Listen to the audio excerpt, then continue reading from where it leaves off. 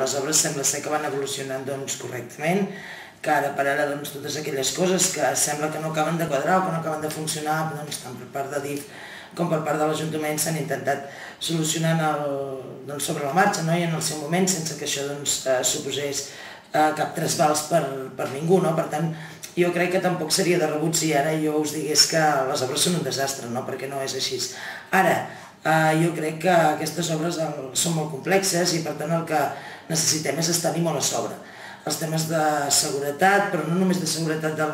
dels edificis o de les zones on passa, sinó també sobretot la seguretat dels qui treballen, la seguretat dels vianants o de les persones, dels ciutadans de Girona que s'han de moure per zones properes a les obres. Jo crec que aquesta ha de ser la prioritat per part de l'Ajuntament en aquest cas, de vetllar perquè tot es desenvolupi correctament i per tant estar-hi molt amatents, molt a sobre, no deixar passar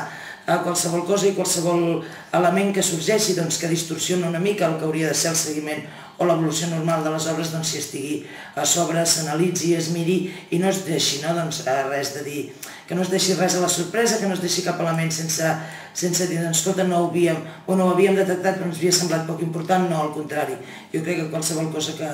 es detecti, que surti del que estava previst, s'ha d'analitzar, s'ha d'estar molt a sobre i fins que no es resolgui i se sàpiga quines conseqüències pot portar, no deixar-ho.